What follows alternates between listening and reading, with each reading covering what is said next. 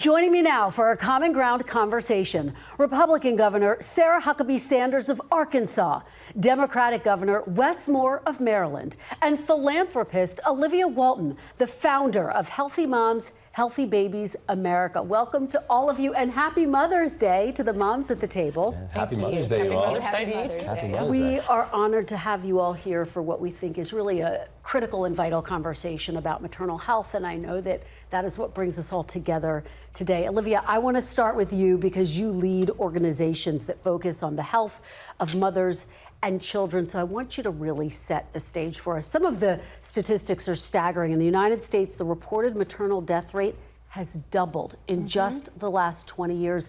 The CDC says 80% of these deaths are preventable. What more can be done to prevent these deaths? How do we as a society come together to achieve that? It is shocking, but the good news is we really do know how to fix it. So mortality has more than doubled. That means it was more dangerous for me to give birth to my babies, my 3 in the last 8 years, than it was for my mom to give birth to me in the 80s. That's crazy, and it is preventable. As you said, the CDC consistently finds that over 80% of these deaths could have been prevented if these mothers could have gotten care. So what we're launching is Healthy Moms, Healthy Babies America. We are a nonpartisan national campaign uniting a broad coalition of business leaders, of faith leaders, of employers, of policymakers, and healthcare providers with one clear goal, which is to cut the U.S. maternal mortality rate in half in 5 years. It sounds audacious, but I'm confident in large part thanks to the incredible leadership here at this table that we really can get this done. At Heartland Forward, we have this program called the Maternal and Child Health Center for Policy and Practice. We do research, we have the data, we know what works, and we have examples from blue states, we have examples from red states, we have examples from purple states. Now is the time that we have to actually get serious to scale it.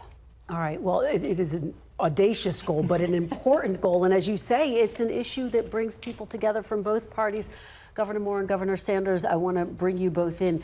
You've both worked on this issue. You've enhanced funding to maternal health, which has led to more access to doulas, healthcare, ultrasounds, for example. Governor Sanders, what is the hardest part about making progress in this area, and what more needs to be done? I think one of the hardest parts for us is that Arkansas has consistently ranked at the bottom.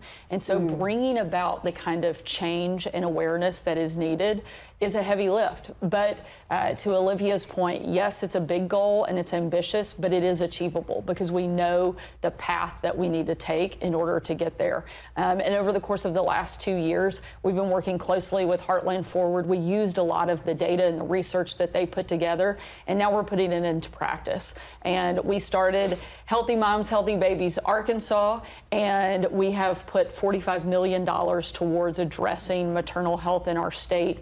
And last year, we have seen the CDC said Arkansas was one of only 6 states where we had an increase in women that were actually going to the doctor, which is a huge part of the problem. We have about 35,000 pregnancies in Arkansas every year.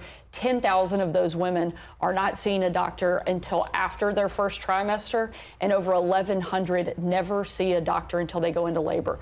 If we can see these women and help them and support them from the very beginning of their pregnancy all the way through, then we can help address some of these problems, and we can change maternal health, not just in our state, but across the country. We're already seeing the positive impact by raising that awareness and opening up a lot of access. We have 75 counties in Arkansas. Every single county has a Arkansas health unit, and we've started an ad campaign where all women can go and receive services there for free in order to help change the trajectory of our state. And what you're really laying out is this is a multi-pronged effort that involves enhancing information and access to information about the services that are available.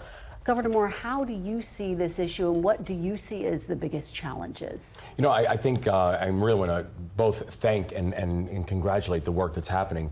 And also what it does, it highlights the reality that oftentimes these discrepancies, they are generational, they are concentrated, and oftentimes intentional. And so the way we have to address it has to be just as intentional in addressing it in the way that these problems have been created. You know, we said from literally as early as our inauguration day that we were going to have the nation's greatest all-out assault on child poverty.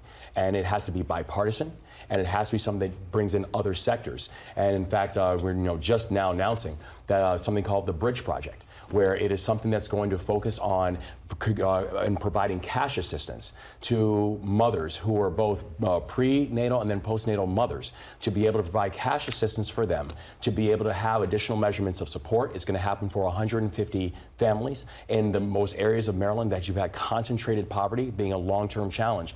And it's now coming off the heels of additional initiatives that we pulled together, where we've reestablished the Governor's Office for Children.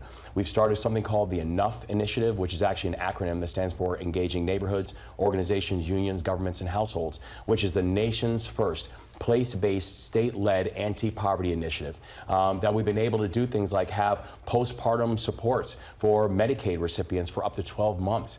And so we know that if you want to better help children and address the issue of childhood poverty, it means support their families and support their moms. And so maternal health becomes a huge part of all this. So let's pause right here, because both of you are talking about these new initiatives that you have to really directly address this issue of maternal health. And Governor Moore, you're basically laying out a plan that would give money directly to moms, directly to families. How does it work? How do you fund it? So the way it actually starts from both is support from both philanthropy and also we're the state. And the state has to have skin in the game in this, because the state is going to pay more on the back end. That's the thing that people have to realize, is that poverty is deeply expensive. It's deeply expensive for the states that end up having to carry, especially when you're looking at neighborhoods that have been dealing with concentrated and generational poverty. Part of the power of the Enough initiative that we have in Maryland, it's about focusing on urban, rural, and suburban poverty in places where it exists and where the data shows that this has existed for a long period of time. Because when you look at the heat map that we had in 2024 when we first launched this initiative, the really devastating thing is that the heat map looked exactly the same as it did in 2014 and in 2004. It's the same neighborhoods. The only difference is the red areas have now gotten redder. And so we really said, let's focus on having the solutions come from the community.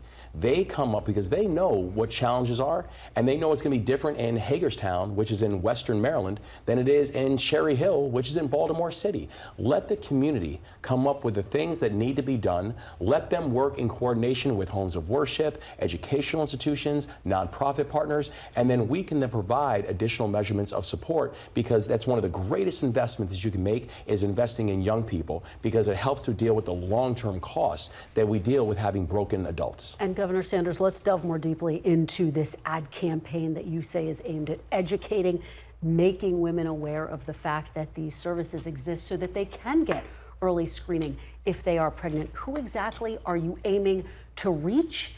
And are you optimistic that you will be able to do so? Because again, we're dealing with some staggering numbers here. Yeah, I think absolutely we have the ability to reach people, and we're doing a multi-pronged approach when it comes to the ad campaign. Everything from television advertisement to billboard advertisement, even just signage at our county health units so that people know where they are, how to access them. And we want to bring in as many different people. Our target is all women who need prenatal and postnatal services to increase our maternal health in the state of Arkansas. And the ad campaign that we're using is very real, it's very raw, and it shows, I think, motherhood in all of its joy and its struggles. You know that it's not easy. There are days that are really hard. And I think a lot of times women are afraid, frankly, to admit that they're afraid. And so making them feel a little bit more comfortable, helping them step into a space that maybe they're not as confident doing is one of the big goals of what our ad campaign looks like. And we launched it yesterday. We feel confident it's really going to help us raise awareness and open up access to critical care that so many women need. Well, we're going to track that, because I think to your point, it is about educating people. And Olivia, that takes me to my next question, which is to you. You've been very firm that this is not just about pregnancy, that maternal health encompasses family planning all the way through childhood. And you've often said it's not just a moral issue. This is an economic issue as well, which is part of what the governors are talking about. What investments do you think make the biggest impacts, and where as a society are we on that scale of making those investments? Investing in maternal health is the single most strategic investment we can make in the future of American prosperity. We like to say healthy moms lead to healthy families to healthy communities to healthy economies. Yes, this is of course an economic issue, and it's hurting our competitiveness. It's hurting our future. It's hurting our birth rate. At Heartland Forward, we do economic research. We said it costs maternal mortality and morbidity costs about $165 billion annually. That is nearly 1% of GDP. The average birth in America costs $19,000. Obviously the highest in the developed world, and we have the worst outcomes. So we're paying the most, and we're not getting quality. What I think is so exciting about what you're hearing the governors talk about is that they're finding solutions that work for their priorities and their populations. And that's what we have at Healthy Moms, Healthy Babies America, is we have a state-led playbook that puts the governors in the position to drive change that works for them. We say what has to change. We try to narrow it into 3 buckets, but there's lots of ways to get those things done. We've got to fix prenatal care. We've got to start doing postpartum care because we don't really do it in America. And we do have to make it good business because this is America, and like it or not, it's a for-profit healthcare system, and if it's not sustainable, if we're not actually paying for the outcomes we want, it's not going to work. Fixing prenatal care has a lot to do with what they're talking about. They're talking about creating access to insurance, creating access to more different types of providers, doulas, midwives, family practice, whatever kind of doctor is actually around, more access to telehealth. In the postpartum space, as you said, it's a continuum, and I firmly believe this because 2/3 of maternal mortality happens after the baby is born, after mom has left the hospital. 40% of moms don't go back for any checkup. 60% of Medicaid moms don't go back for any checkup. The gold standard here is home visits by a nurse within the first 2 weeks. There are pockets of that happening around the country. Governor Sanders has an incredible solution in Arkansas with a postpartum call center. There are different ways to get this done. And then we've got to make it sustainable in the business lane, which means doing some of the payment reform work and also investing at scale in that whole maternal health workforce. Doulas, nurses, midwives, all the way up. Governor Sanders, weigh in on what Olivia is saying, if you would. And how did we get here as a country, that we are the United States of America, and yet we have some of the biggest challenges when it comes to maternal health? You know, I think from what we've seen in Arkansas, one of the biggest challenges we had is everything operates in a silo. Everyone is doing everything independently, and none of it is collaborative. No one's talking to each other, and that was one of the biggest challenges that we had from the beginning of pregnancy. And things shift hands of who's responsible for which piece. And you've got a woman who may be going through this for the first time. She doesn't know where to go, who to call, what she needs, and as soon as she figures it out, that changes and it goes to somebody else, and then she's got to find, you know, the next step in the process. And so breaking down the silos, one of the things that we did, we took a lot of the data and the research. We brought stakeholders from all over our state and asked them to come together, be part of a strategic task force, which generally I do not like those because I think that it's just a name that you put on something to feel better, but then nothing actually happens. But honestly, I was pleasantly shocked by how many people showed up and wanted to participate and wanted to be part of a solution. People that I know actively campaigned against me were one of the, and some of the most helpful people in developing our strategic plan on how we were going to address this problem in Arkansas. It is something that breaks down a lot of walls. Everybody knows a mom. Everybody has a mom. Everybody has somebody in their life who is going through this or will go through this process. And so getting rid of some of those barriers, opening up conversation, I think that was one of the biggest challenges we had on the front end. But it's also been one of the reasons I think we're going to be successful. We broke those walls down, and we have so many different partners that have come together. And that is something we have never seen in this space. And I think it's one of the reasons we'll be successful long term. And I think this is also why representation does matter. Because oftentimes the policies were being made by people who did not have a lived experience. Yeah. And so these policies were being made that did not keep in mind what is happening when it comes to either prenatal supports or think about postpartum supports. And so, we think it's incredibly important that these policies are being made by people who actually can understand the implications of the policies. Yeah. When we started doing our work around, everything from the Bridge Project and thinking about, what does it mean to give cash assistance to families, it was actually mothers who were helping to design it. Because they could say, we were going to use it towards things like doula supports. We would use it towards things like, being able to provide groceries for our families. So actually being able to have people who are closest to the ground as the ones who are the architects of the policy is actually one of the most effective ways you can make sure that the policy actually does what it's intended to do. Yeah, and that takes me to the next section of this conversation. We have to talk about Black maternal health, Black women in the United States. Olivia, again, I mean, you talk about the statistics. They're 3 times more likely to die from pregnancy-related causes than white women. This impacts Republicans, it impacts Democrats, it impacts non-voters, independents, everyone. What solutions do you think exist to address this crisis in Black maternal health? Well, a lot of it is about visibility. So first of all, awareness of the problem is lowest where outcomes are the worst. So talking about it, having leaders of color actually going out there, leaders who have proximity to these issues, getting on board goes a long way. There are a lot of states that have chosen diversity, equity, and inclusion policies, such as New Jersey, such as California, that are very effective. They're not right for every state in America, but that doesn't mean that we can't make enormous progress on these issues. In some states, the disparities are even worse. I've seen really effective things in bias training for healthcare providers.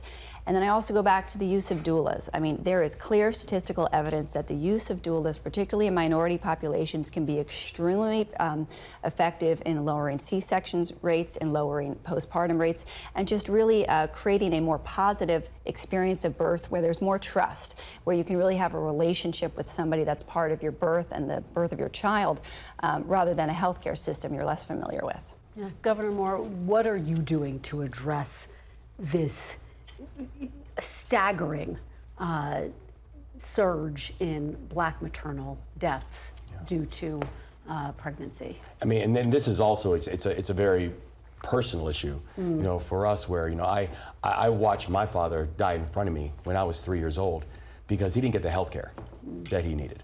We know that this is both about how are we, really focusing on bias training, understanding that when people are coming in with specific needs, that there is an implicit bias that oftentimes does happen, and so we need to make sure that our physicians and our nurses are trained up.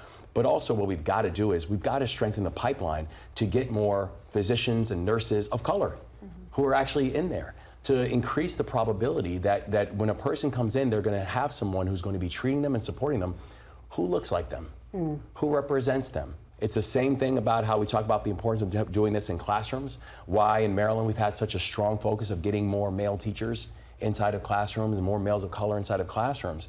We also need to make sure we're seeing the same type of thing with more physicians and nurses of color, more Black and Latino women inside of the profession as well, because as people are going in, they want to know that they are being seen. And not just being seen, like we'll see you now, but being seen. When they are going in, and in some cases, in some of the most traumatic moments of their lives, they just simply want to know and have a real feeling that everything that they are saying is going to be taken seriously and is going to be moved with a sense of urgency. And so we do think that type of training and those type of pipelines are crucial in this conversation about being able to deal with the Black maternal health challenge that we have within this country. Governor Sanders, how do you see it? I think one of the points Olivia made was the coverage of doulas and community workers and having somebody that helps support throughout the process. That's been one of the things that we opened up coverage for. But I think one of the big pieces that so often gets left out of the conversation, especially when it comes to government, is the faith community. And this is a place where there is an implied trust and there's a relationship that already exists. So one of the things that we've done is really engage the nonprofit and the faith community to be part of our program. I started something called the 1033 Initiative. There are a lot of people who are pushing this kind of one-door policy pharmacy, so that you go to one place and get all the government services. We've kind of taken a different approach in Arkansas. For us, we say no wrong door. No matter where you show up to us, our system, we have a technology platform that is integrated. So if you come and you're looking for maternal care, no matter where you show up on our doorstep, we have connectivity to our nonprofit world, to our faith community, so that we can help provide those services. If you come looking for food assistance, you're getting connected. Most of the time when somebody shows up and they need help, they need wraparound services. They don't need one thing, they need a lot of things. And our goal is not to trap people on a government system, but it's to help build them up, move them from a moment of crisis to a moment where they are fully independent and they are able to stand on their own 2 feet. So providing these type of wraparound services through what we've called the 1033 initiative, helping integrate all the different pieces, whether it's a government service, whether it's the faith community, whether it's a nonprofit, whether it's the private sector. We're bringing all of those things together, breaking down those silos and helping really lift people up, not push them down. And I think that is the best way long term, no matter what your demographics are, that helps everybody. And that's ultimately what we're looking to do in Arkansas. And Kristen, if I may just pick up, I think both of the governors are making an excellent point about trust. And in many of the minority populations, there's a real lack of trust in the public health systems. And so Governor Sanders is talking about using faith communities, who we're certainly reaching out to, and Governor Moore is talking about the importance of training providers, Black and brown providers. Who are the providers? And so both of those are very important. We have a system built around going to see an OB who may live very far away. We have to think about the providers who are already in your community. Who do you already know and trust? And so in Arkansas, we have a community healthcare worker in every single county. We don't have an OB in every county, but guess what, America? We're not going to every OB in every county. We need to think about team-based care, where you are getting some care by seeing a family practice doctor who's been trained up, by seeing a nurse who lives nearby, and then you can get referred up that ladder if you need to be, but we are not going back to an OB in every county. Well, it's a fascinating part of this conversation. I do want to discuss another piece of the women's health discussion, which is Roe v. Wade being overturned. In 2022, abortion access has really broken down along state lines. Of course, Arkansas has a near total ban on abortion. Maryland has full access to abortion. Is this state-by-state approach working, Governor Sanders? I'm a firm believer. I'm unapologetically pro-life. I think that we have to protect life at every stage, at every level, and that includes in the womb. And I think this conversation proves and shows that we are a culture that values life. If we ever lose that, I think we lose the very essence of what makes America so incredible, is we are people who support one another and we protect life, whether it is in the womb to its natural conclusion. I'm proud that Arkansas is one of the most pro-life states in the country.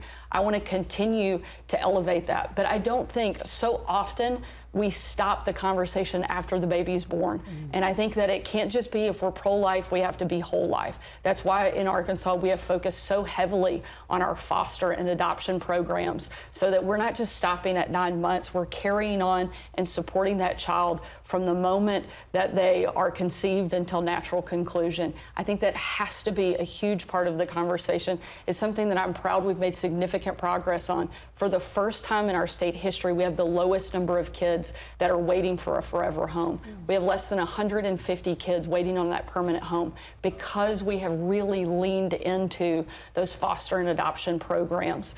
We focused on education, making sure that every child in our state has access to the education they need and they deserve, setting them up for a lifetime of success, not pushing them down.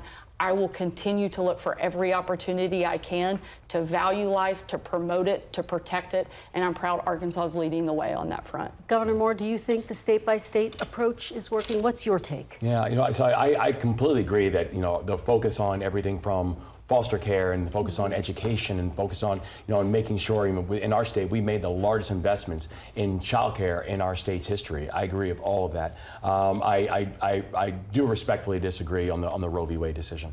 I think this was something that was law of the land literally for decades, that was about, how are we making sure that women have a choice? And how we're making sure that women are the ones who are the driving deciders as to what happens with their health care. And so that is why when I became the governor of Maryland, we actually now have it placed in Maryland's constitution that reproductive health care is protected inside of the state of Maryland. And it is something that we believe in, that this should be a decision, that all these decisions about women's health care should be between them and their doctor and their God, and that politicians like myself should not be intervening in that. So we really believe, how can you come up with the best measurements of supports for our mothers? How can you come up with the best measurements of support for kids? And to that point, what does it mean to make sure that you're making all the proper investments to be able to make sure that a child's decisions, that they are the ones who have the autonomy over their long-term growth and development inside our society, and that women are the ones who are also helping to make the decisions about their own bodies. Well, I do want to talk about the fact that for all of you, this is personal, because as you've all alluded to, you are all parents. This is an issue you all care very deeply about. And I'm just curious how that experience of being parents has changed, has impacted how you see maternal health. Governor Sanders, why don't you start it off? Certainly being a mom, I think, influences everything I do. I firmly believe I'm a better governor because I'm a parent. Every decision I make, I know will have a direct impact on the life of my kids, as well as every kid growing up in my state. That's not something I take lightly. And it's frankly, it's one of the reasons I ran. I love Arkansas, and I want my kids and every kid growing up in our state to have the opportunity to live the best life that they can, and I want them to be able to do it in Arkansas. I'm proud that we've made tremendous strides in supporting our kids and creating a better environment for them to grow up in. And I am living a lot of the decisions, as are you. I mean, we were talking just before, our kids are the same age. So when we're, working on getting phones out of the classrooms, we're fighting that at home too. When we're working on, trying to do certain things, we're living that in real time. And so it has given me such a great perspective. It's also a very humbling experience. Yeah. I joke that, you think the legislature is tough, and then you have teenagers. That's nothing. No comparison. That's nothing. But I love the opportunity and the privilege I get of being a mom. I think it is the greatest title that I will ever have, no matter what I do in life. But I think it's also one of the most challenging. And one of the, the environment is changing constantly. And despite the fact I love it, I'm so honored I get to do it, doesn't mean it's easy. And so the more that we can help other people as they go through that process, as we support them, the better our states are going to be, the better our country is going to be. To Olivia's point, strong families help everybody. And so the more that we can invest in supporting our families, the better our country is going to be. Governor Moore, how has being a dad impacted how you see this critical issue of maternal health? It's being a dad has impacted everything about my life. It's given a sense of perspective, but it's especially when it comes to maternal health, it's also reminding me of the importance of making sure that we have representative voices in there. Mm-hmm. I think about it in context of my own mom, right, who's an immigrant single mom, who is an angel. There are also just certain nuances of being a man that she couldn't teach me because she didn't know it, right? So I had to learn it from other people. I think the same thing with my daughter, who I love with all of my heart, my 14-year-old daughter.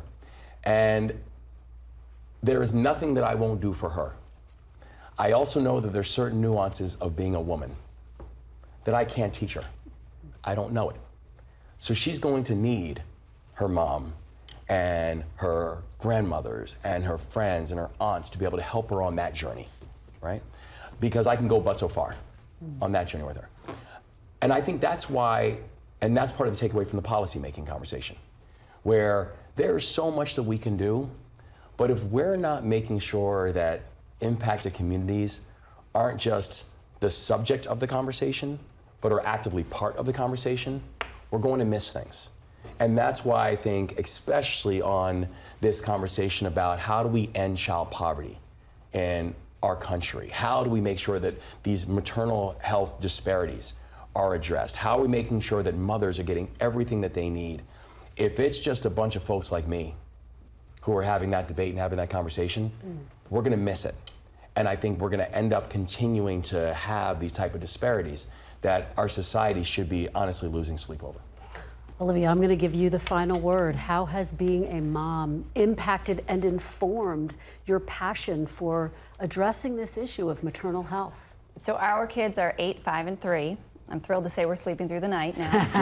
And so it's a little more fresh. And I have so much privilege, right? I am healthy, thank goodness. I have resources, I have family, and it was still so hard. And just seeing, particularly in that postpartum period, how much help I needed. And there was no, the standard of care in America is come back in 6 weeks. 3 days in, you're like, how am I supposed to be doing this? I don't know how to feed the baby. You need help sooner. And if it weren't for some incredible friends, I'm so fortunate that my Governor Sanders knows my in-laws. They are the nicest, best grandparents in the world. No. They play such a huge role, but just seeing how much help I needed when I had all that privilege was just a rude awakening in how hard this is for millions of Americans who we really count on to raise the next generation of Americans. Well, this conversation has been a Mother's Day gift to everyone. Thank you. Thank you for being here. It has been informative and so impactful. Really appreciate it. Thank you for having Happy us. Mother's Day. Happy Thank you. Mother's Day. We thank you for watching, and remember, stay updated on breaking news and top stories on the NBC News app or watch live on our YouTube channel.